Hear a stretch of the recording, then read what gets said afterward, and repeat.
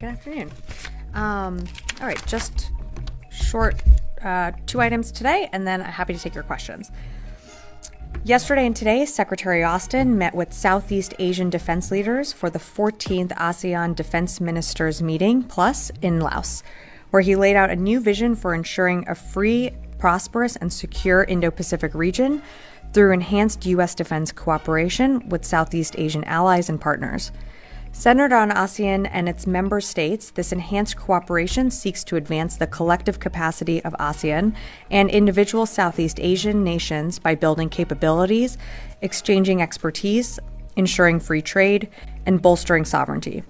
You can find the full Department of Defense vision statement for a prosperous and secure Southeast Asia, as well as a readout from the Secretary's engagements on the margins of ADMM Plus on defense.gov.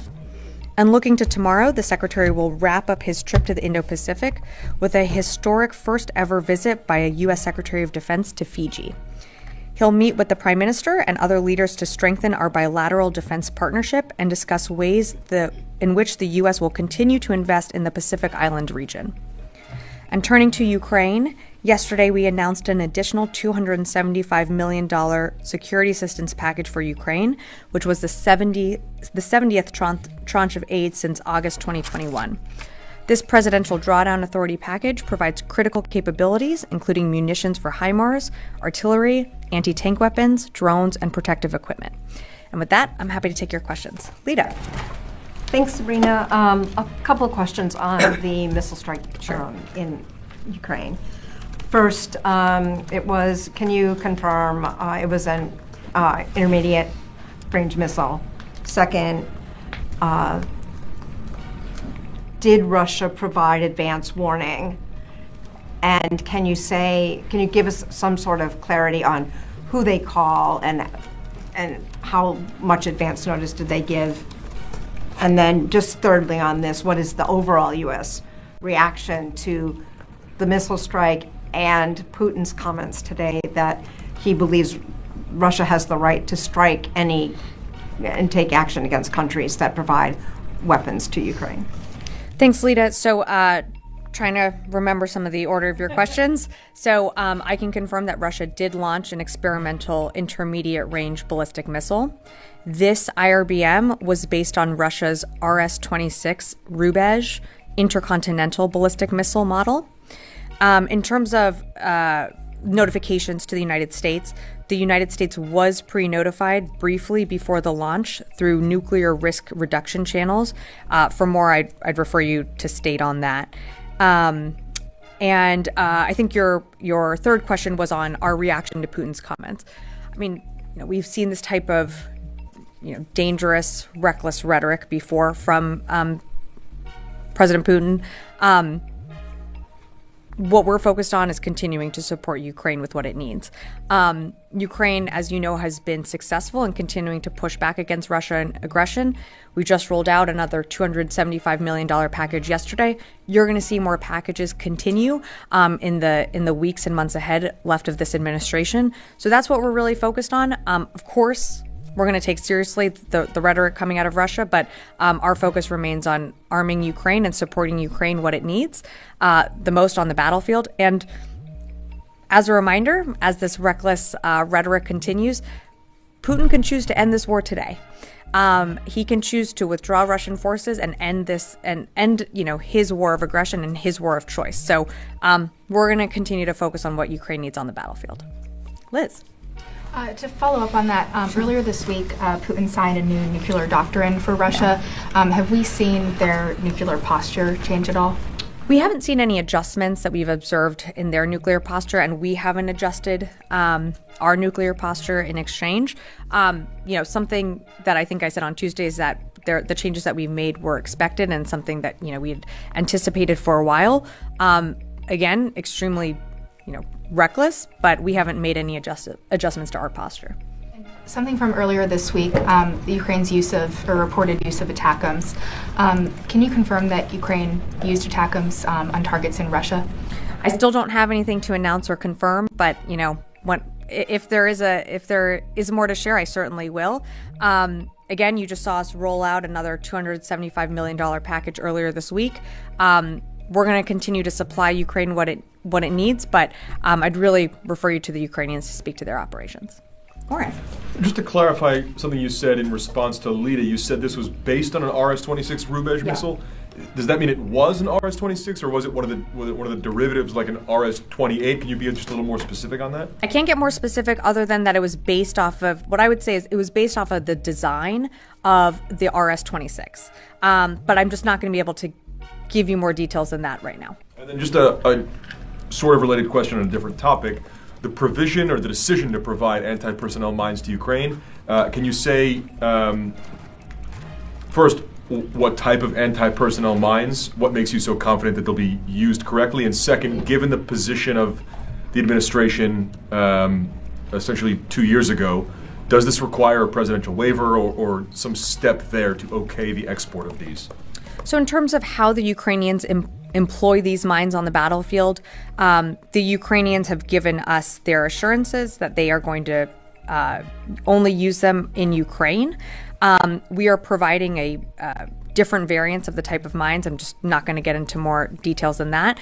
I think it's important to note that the reason why we are providing these APLs is because as the battlefield has changed and the fight has evolved over time, so have we, so have our support. And I think you saw the secretary speak to this on his travel, but Russia has changed their tactics. So they're not leading with their mechanized forces, they're leading with dismounted forces. And so because of that, we feel that these APLs and how they will be able to be used on the battlefield will be helpful to Ukraine. In terms of your second question on if there needs to be something, a type of waiver, I'd refer you to the White House to speak to that. Idris. On this sort of scale of escalation, where do you see the IRBM? It's obviously not an ICBM, but a level of concern, and where is this sort of lie, this particular missile? So this was a new type of lethal capability that was employed on the battlefield. So that's certainly of concern to us. And we're going to, I don't have an assessment of its impacts right now, but it's something that, of course, we're concerned by. But what's been escalatory in this war is the fact that Russia decided to turn to a foreign country and bring those, DPRK soldiers into the fight. So we're going to continue to monitor. What we're focused on is supporting Ukraine and arming Ukraine with what it needs. Just following up on Lita's question, President Putin said that actually the U.S. was escalating by giving, allowing Ukraine to hit inside Russia with the ATACMS, and that there was a possibility of the conflict becoming more global. If you could just sort of respond to that, his sort of, very clear sort of accusation that it was the United States' fault, that it was, becoming more escalatory. Yeah, I think it's pretty clear and couldn't be more black and white in what's escalatory here. Russia invaded its sovereign neighbor. We can go back 2 years, continue to look at the facts. We've been very clear publicly and privately to Russia that we're going to support Ukraine because another sovereign country doing that to its neighbors should not go unchecked. And the United States, our partners and allies around the world, stand for an international rules-based order. And that's what brings us together at the table, like-minded values and principles. So we're going to support Ukraine as long as it takes. And we've been pretty clear about that from the beginning. Again, Putin has the decision and the authority to end this war today. He continues to escalate. He continues to take provocative actions like you just saw with this recent IRBM that was launched into Ukraine, the bringing in of DPRK soldiers into the fight. Each time these actions are more escalatory, simply what the United States is doing and our 50 or so partners and allies around the world is giving Ukraine what it needs to be in the fight. And I also think it's important to remember that every single day, Russia is expending, approximately 1,200 casualties on the battlefield. Ukraine has proven itself time and again, and we're very proud to stand with them in this fight.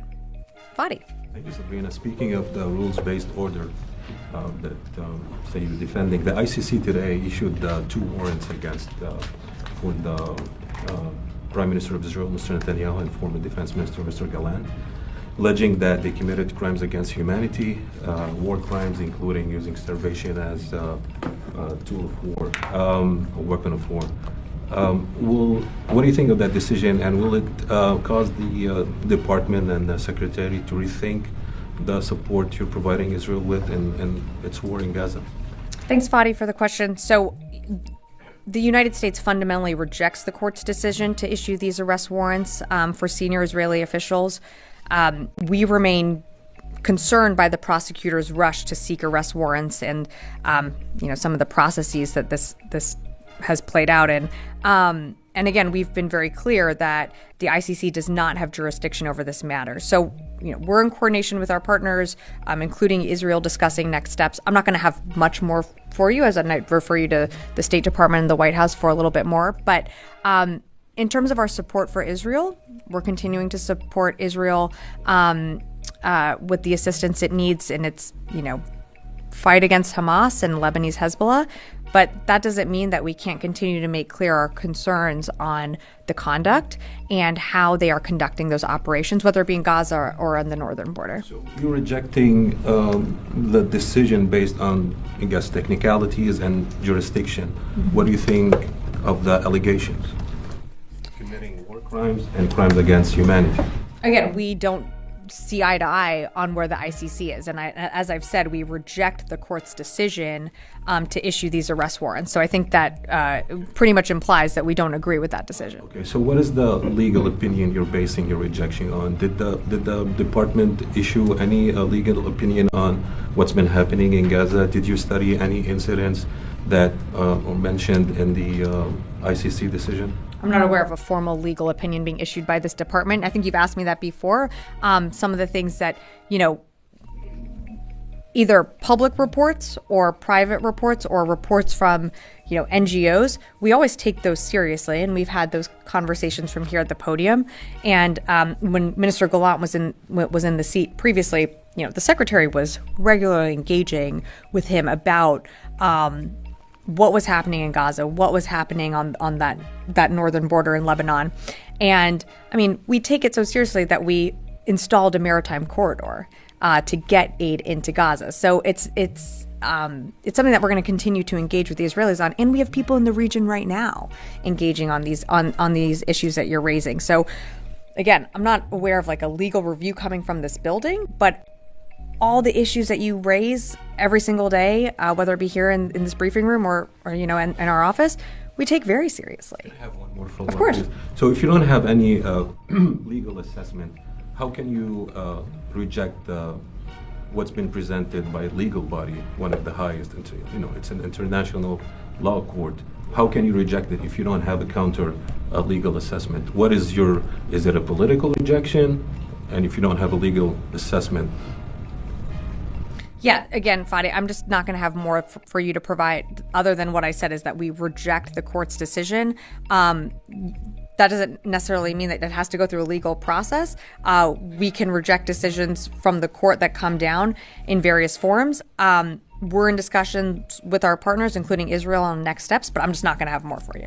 Yeah. Thank you very much, Sabrina. The Russian president suggests that this regional conflict now has global elements, and the British are talking about fighting the Russian tonight if needed.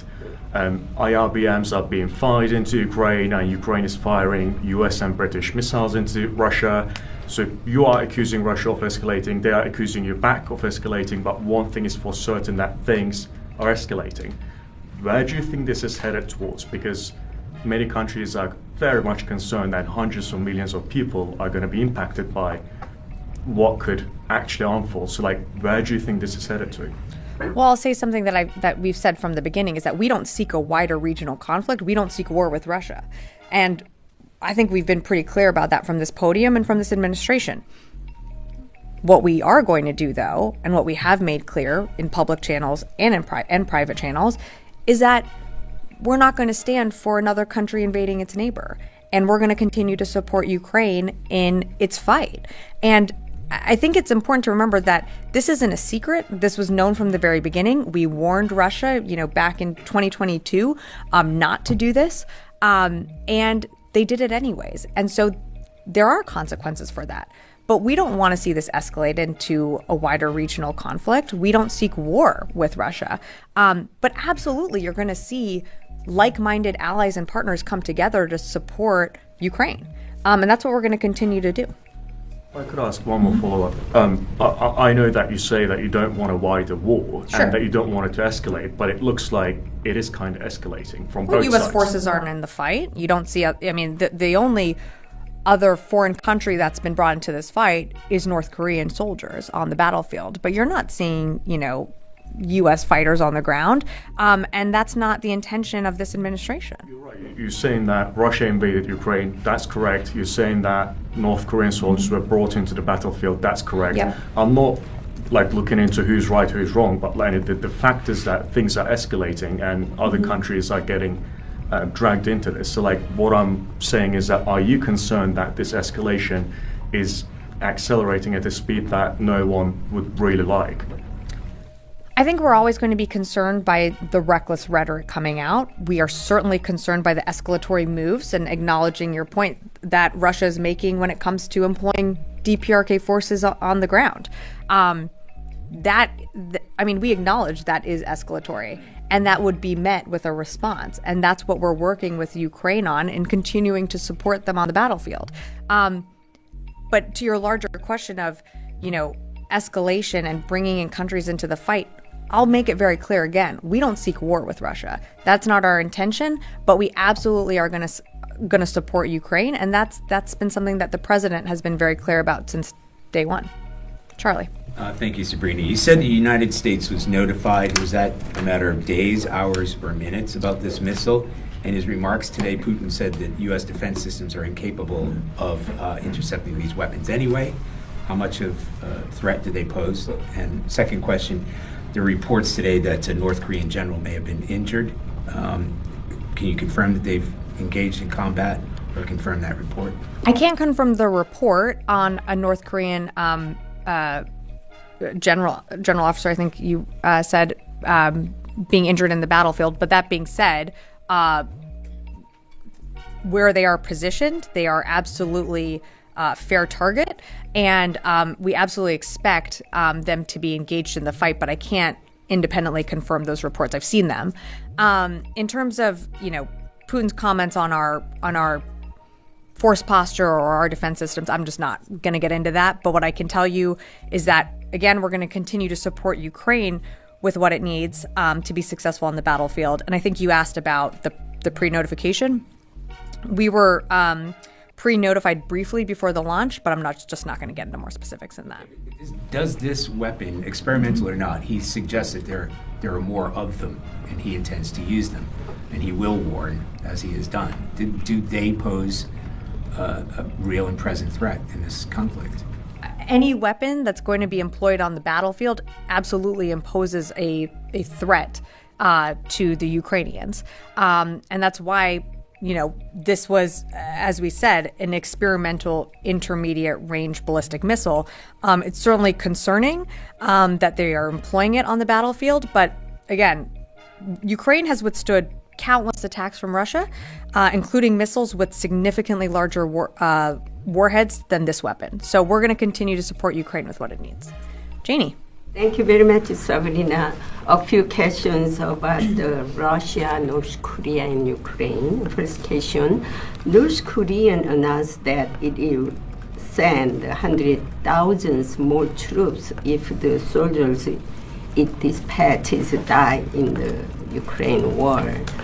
And also President Zelensky said that up to 100,000 North Korean troops would dispatched in the battle. How would you react to that?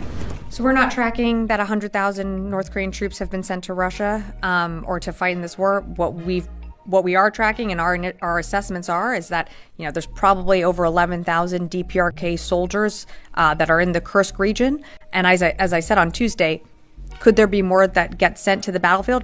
Absolutely. Something that we're going to continue to monitor. But right now our assessment is that it's approximately 11,000 or over 11,000, I should say, in the Kursk region.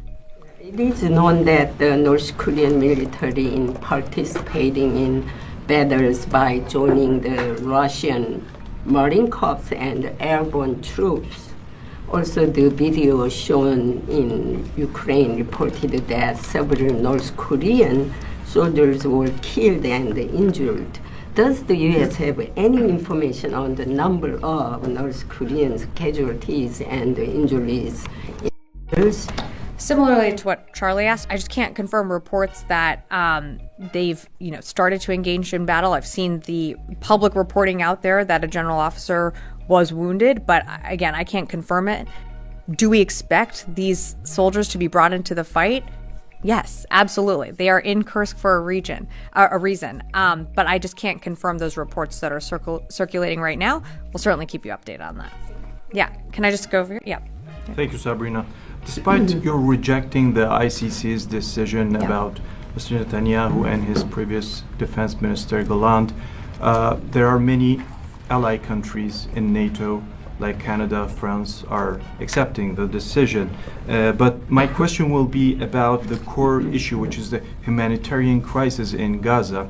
Mr. Secretary was the first to say that the humanitarian issue in Gaza could be a tactical defeat for Israel if they don't take care of it. Mm-hmm. So now we are far beyond that line, and you just sent a shared letter with the State Department to the Israelis to recheck their position and the humanitarian situation in Gaza, or otherwise you could see what you are going to do with the weapons supply to the Israelis. So after this decision, even if you reject it, do you have anything to do to check the humanitarian issue in Gaza and improve it for the Gazans? Sorry, just to understand a little bit more of your question, you're asking if we, the United States, is monitoring the humanitarian aid getting into Gaza? The decision of the ICC is another thing, but the humanitarian issue and the problems are there. Right. So are you going to do anything to address this problem in Gaza? I mean, every single day we are engaging with the Israelis. And it's not just the Department of Defense. I mean, you have other agencies like USAID, you have the UN that are engaging at their levels to ensure that aid can get in. I think, there are, and certainly, when the secretary has engaged with his counterpart, they do understand that there is a need to get aid into Gaza. And to your point, you don't want a tactical victory to be confused with strategic defeat, which is something that the secretary has spoken about. So absolutely the need to get aid in to the people of Gaza, that is strategic in and of itself. That needs to happen. We're not on the ground. We did set up that maritime corridor over the summer to get aid in as fast as we could. We're working with the Israelis. As we've spoken about, they have opened more crossings, so we are seeing more aid get in. Is it enough? No, more needs to get done. And that's what we're continuing to impress upon them. About the Russian missile attack, you said we pre-warned about it. Was that like it's not a nuclear attack warning, or? It was it was through the nuclear risk reduction channels, and we were briefly notified before the launch. Wafa. Thank you, Sabina. I have two questions. Sure. First, on Iraq. According to very trusty sources, Iraqi sources, Iran-backed groups are manufacturing drones and managing their operations against Israel from Sinjar. Do you have any indication that confirms this? And also, do you have indication that Israel is getting closer to target or attack these groups in Iraq? I don't have anything on Israel. I would refer you to them to speak to what they plan to do or any operations. In terms of IMG groups within Iraq, I mean, we've certainly seen them launch, attacks at U.S. forces, but also attacks towards Israel. In terms of what you're referencing in like production or things like that, I don't have any confirmation of that happening in Iraq. What I can tell you is that Iran continues to supply these groups with what we've seen, whether it be drones, ammunition. Iran is arming its proxies. How they do that and by what means, I mean, that's coming from Iran. But in terms of manufacturing facilities, I don't have more for you on that. Okay, on Lebanon, since the United States recognizes Lebanon as a sovereign country, and tomorrow, by the way, is Lebanon Independence Day. Does this department believe that the Lebanese armed forces have the same right as Israel to defend themselves, particularly after being targeted directly in recent days and losing more than a dozen of soldiers? We certainly are concerned by those reports. I mean, Lebanese armed forces are there to also protect their own citizens. We have, have trained and equipped those forces to fight the threat of Hezbollah. But again, I mean, Israel conducting operations on that northern border to weed out Hezbollah, which, continues to launch rockets towards Israel on an almost daily basis. So what we certainly want to see is those LAF forces, protected and not get caught in the crossfire. And we've made that clear to our Israeli counterparts. Do they have the right to defend the country, to defend themselves, particularly in the context of a potential ceasefire deal between Israel and Lebanon? Well, if there's a ceasefire deal, there would be a cease to fighting. So, of course, we wouldn't want to see fighting on either side. And just to that point, we have people in the region right now that are continuing to push forward for a ceasefire deal to be put in place. And I'll say, we are working up to the last, the final months of this administration. We're going to continue to push every single day. But ultimately, as you mentioned, what's going to bring, peace and allow people to return to their homes on that northern border is a ceasefire. I'm going to go right here. Yeah. Yes, hi. It's Rubina for the Italian television. So, do you guys have a feeling of sort of anti-Semitism towards Israel with this decision from the ICC, looking at all the effort that the US and European allies did to support Israel, at the same time to support the civilian in Gaza, but also do you feel like there's been some, of course it's hard to admit, but maybe some sort of lack of leadership lately from the US in trying to close the situation in Israel? No, I don't think there's been a lack of leadership. In fact, as I said, to Wafa, we have people in the region right now engaging on all sides to bring a ceasefire to that northern border in Lebanon, engaging to bring the hostages home in Gaza, pushing every single day to get aid into Gaza to the people that need it most. We have an entire Central Command AOR which is engaging, on a regular basis with their counterparts. So no, I don't actually think there's a lack of leadership. In fact, I think this is where you're seeing U.S. leadership, continue to push and to lead. And the president was just wrapped up his trip overseas. The secretary is concluding his trip in the Indo-Pacific. You're seeing us continue to lead on the world stage. And so, no, I would push back on that notion. Or decision. It seemed like there is a lot of anti-Semitism toward Israel also. I'm not going to speak on behalf of the court. That's not my job. I'd refer you to the court. I'm just not going to speak on behalf of the court. Constantine. Going back to the attack in Ukraine, can you say how many missiles, IRBM missiles, Russia launched, and can you confirm reports that the missiles had multiple warheads? I can't confirm either of those right now. We're still doing our assessment with the Ukrainians, so if we have more to share, we certainly will.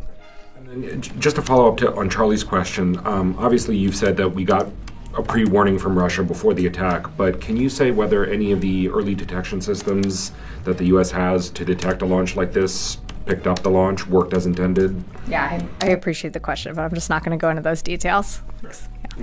Follow up on this. So just moments ago, White House press secretary said that the U.S. briefed Ukraine and close allies in recent days to help them prepare. So what kind of knowledge did you have in advance? How detailed was that, and how exactly could Ukraine prepare for this kind of attack? So we did brief Ukraine and our partners and allies of the possibility that this could be used. Kind of to Constantine's point, this gets to an intelligence assessment that I'm just not going to do from the podium. And another one, Putin said that Russia launched its missile as a message to the United States.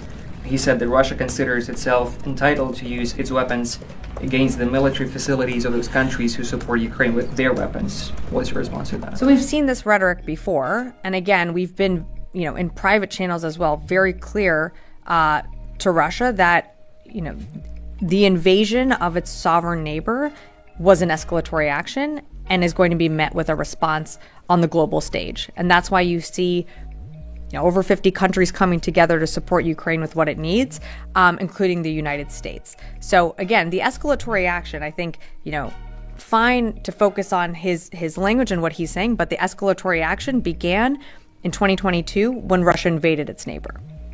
Louis. Going back to the missile, the Ukrainian government seems to be identifying this as an ICBM. Can you tell us the distinction and why there's a difference or a disconnect between the U.S. assessment and the Ukrainian assessment?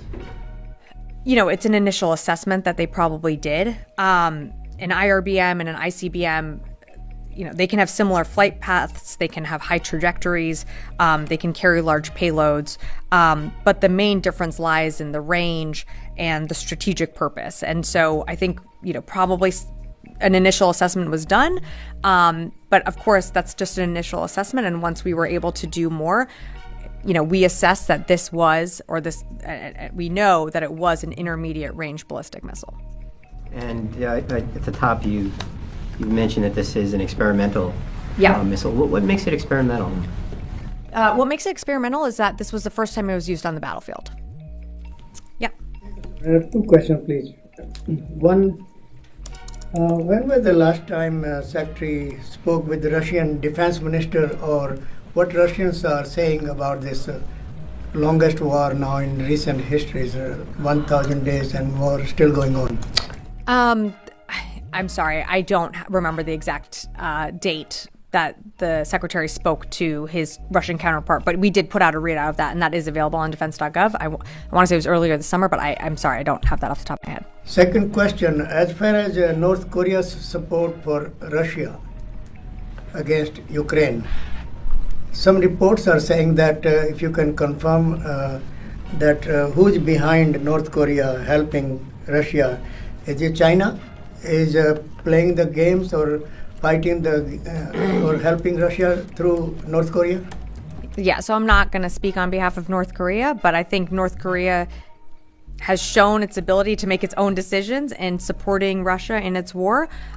Certainly, we've engaged our PRC counterparts when it comes to what's happening on the battlefield in Ukraine, but I think North Korea has certainly demonstrated that they want to support Russia in its continuing war, and if that means sending off 11,000 soldiers to die on the battlefield, then so be it. Just a quick speaking with the Chinese counterparts and all that. What are they saying, or what is their reaction on this Ukraine and Russia war, and now North Korea involved? Yeah, I'm certainly not going to be the spokesperson for the PRC. Yeah, in the back. Yeah, and then I'll come to Idris. I wanted to ask a question about the anti-personnel mines. Sure. Can you confirm that those were included in the package yesterday? And are you expecting to send multiple tranches of those? They were included in the most recent drawdown.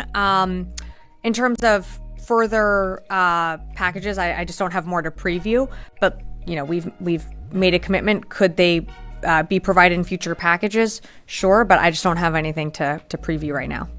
Can you also detail at all how much oversight there is going to be on tracking those and how they're used in Ukraine? Well, so once our equipment or any capabilities turned over to Ukraine, we work with them and they give us assurances of how they're used. Ukraine has given us the assurances that they're going to be used on the Ukrainian territory. But it doesn't change the requirement that Ukraine is going to have to conduct a massive demining effort at the end of this war to remove any unexploded ordnance, both from the landmines that Russia hasn't put in place and also to anything else that has been used on the battlefield.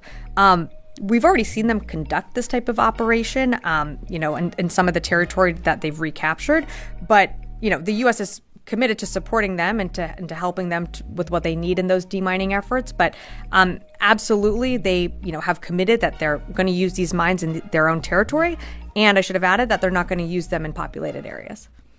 No additional tracking in addition to what would be with other equipment. We're not tracking it in terms of where they place them, but certainly we are going to, they have given us their assurances that they will be employed in a way that, protects civilians as well. Idris, yeah. Answered Louis' question. He said it was experimental because it was the first time it was used. It was the first time we've ever seen it used on the battlefield. That's correct. A experiment or a test that they carried out, or is it now operational, I guess? Sure. Sorry, I didn't mean to not expand more on Louis' question. That's really for Russia to speak to. If they consider this a test, the way we would consider this experimental, in that this is the first time we've seen this type of capability used. We haven't seen them use this previously, and it's it's a new capability. Then instead of experimental, sounds like it might be developed. Well, might not be developed. This is like where I would refer you to. I can't say it's a new capability in that it is building on a capability that they have. As I said, it was based on the RS-26, but it's the first time that we've seen it employed on the battlefield in this way. So that's why we consider it experimental. But again, for Russia, characterizing it as a test, or do we expect them to use this again? That's not something I can really answer. Are there other IRBM capabilities? I just don't have more for you right now. Capable of carrying a nuclear warhead? It could be refitted to certainly carry different types of, conventional or nuclear warheads. But, again, that's all I could share with you today. Okay. Thanks, everyone.